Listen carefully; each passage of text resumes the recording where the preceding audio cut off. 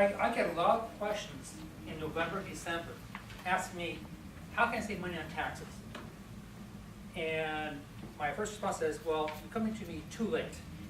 You should start in January your tax planning, okay? To wait until December, until the last quarter of the year, normally you are too late to do anything about it. The thing that really surprises me, and seeing all what Congress is doing, see all this stuff happening in the press, is what ended on January 1st, was passed on January 1st, the 2012 Taxpayer Relief Act, also known as the CLIF tax regulations. Actually changed nothing, except for the tax rate for those who make over $400,000 if you're single or $450,000 if you're married. Almost all the tax credits, all the business deductions and personal deductions were extended, but will expire in December of this year. So we get to go through this all again next year.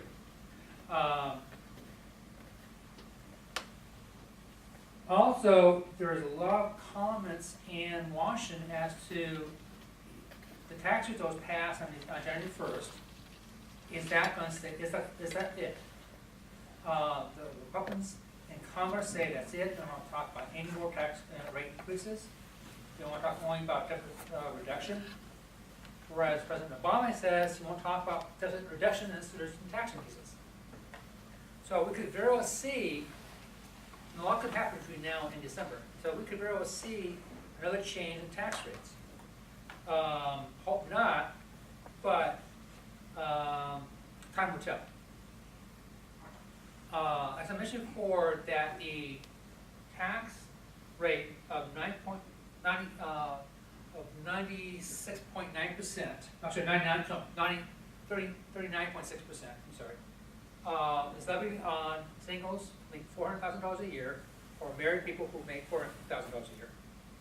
Now, what's interesting on that is if you have a pass-through entity as a corporation, partnership, S corporation, LLC, and your company makes around $400,000 a year prior to officer's salary,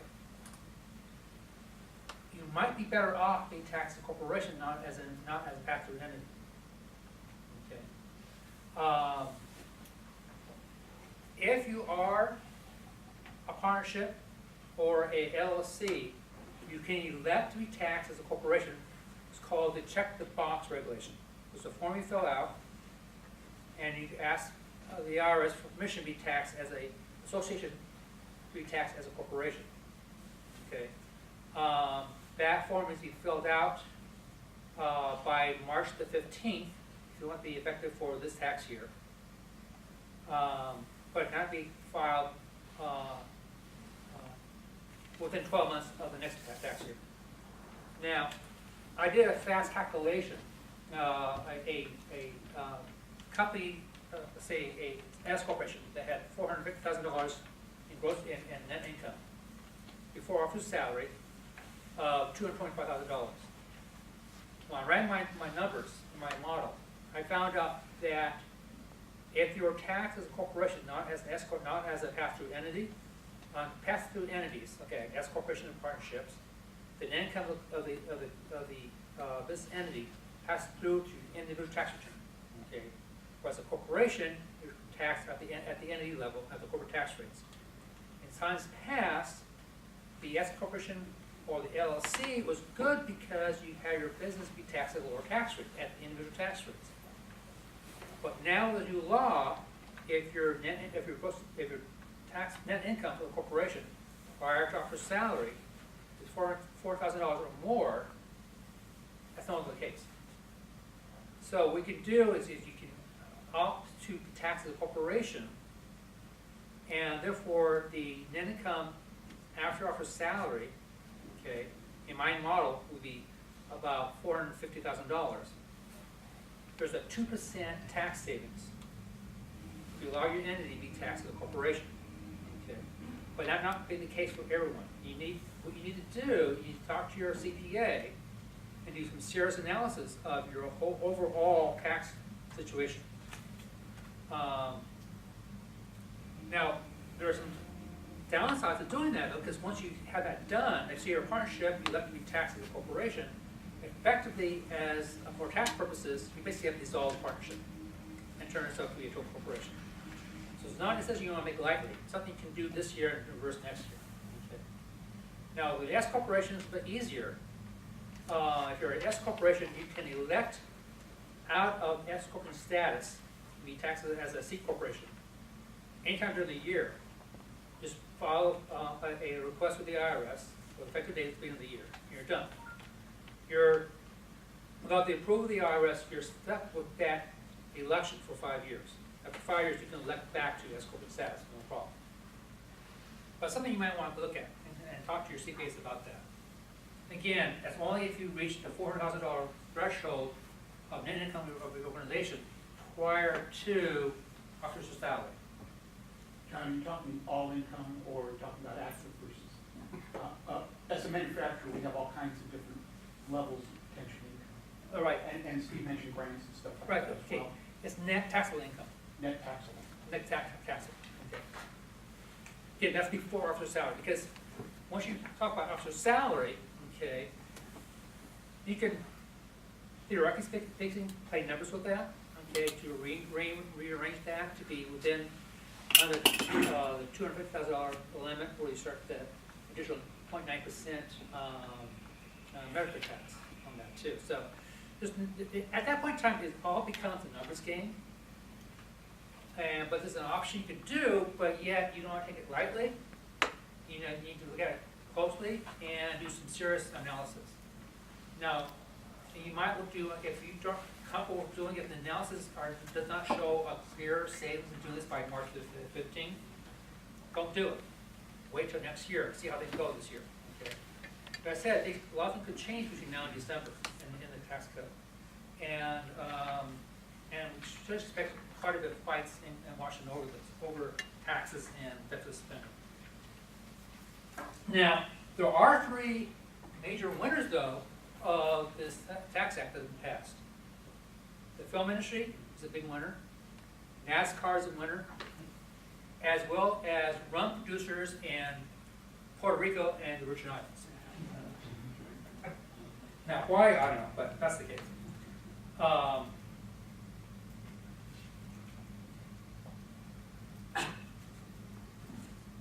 Now, one of the things we want to look at, though, because we're unsure how things will happen, but we have what's called bonus depreciation or Section 179 advanced accelerated depreciation methods approved for this year.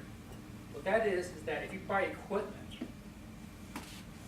you can expand, instead of depreciation, normally when we buy equipment, you capitalize that and take depreciation on that over a period of time. However, under Section 179, you can expense up to $139,000 of that for the year. Okay. You can also take additional, called bonus depreciation, which is you can write off 50% of the cost of the asset. Okay, so you can do both. So first you take the Section 179 of $139,000, and then you take 50% of the cost which you apply thereafter. Okay. But again, that expires on December 31st of this year. We don't know if it's going to be reinstated next year or not. With that in mind, as a small business owner, I would encourage you to look at purchase of equipment this year. Don't put anything off to next year. Excuse me.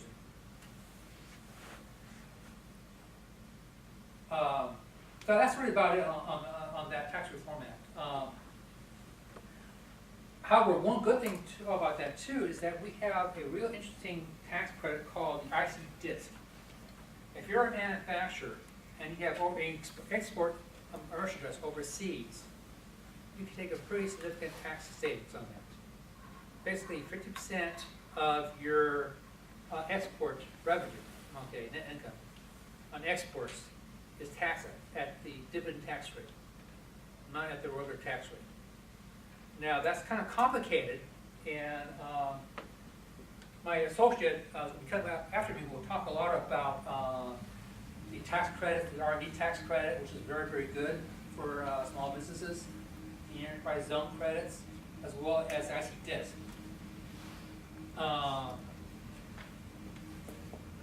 The good thing about the fact is that there was talk about having dividends being taxed at regular tax rates.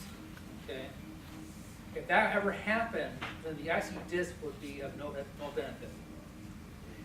But because the IC tax, the regulation for IC tax, the IC DISC, is that 50% of your income is taxed at the dividend tax rate, which is now 20%. That gives us the ability to have significant tax savings.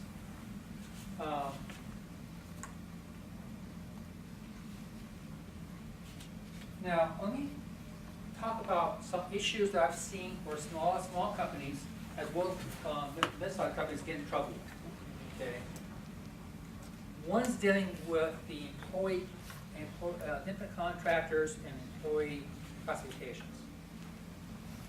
I've seen small companies get in trouble with this. I've seen Fortune 500 companies do this wrong as well. The ours now has a amnesty. If you normally on the rules itself, for someone to be classified as an independent contractor, the rules on that is much more stringent now than there has been in the past. Basically, if you hire someone, and if you exercise control over that person's work product or how they work, they need to be classified as an employee, not a contractor. Okay. You cannot just classify someone as a contractor because they have an agreement between them. Just because they have a corporation doesn't mean you can classify them as a contractor. Okay. You have to, it's a case-by-case situation. You have to look at the work product, what they do, and the exercise you have over the person that's doing the work for you, and whether or not you're their only customer. If you have a person who's been a contractor, they have a corporation, or you're the only customer, you basically economically exercise control over it. Okay. It's not always the case. There's some instances the case you can argue around that. But that's how the IRS default position would be. Okay. Now the IRS has a amnesty program right now where if misclassified employees in the past, if you found clean now, they'll have a significant break on past payroll taxes they have to pay for. Okay. But I'm telling you, because of the problem they're having with Medicare and Medi-Cal and Social Security, they need that Social Security money. That's why there's a push of the employee, of the independent contractor versus employee classifications. Once this MC ends, I can guarantee you the arts will come down on people like a lead hand.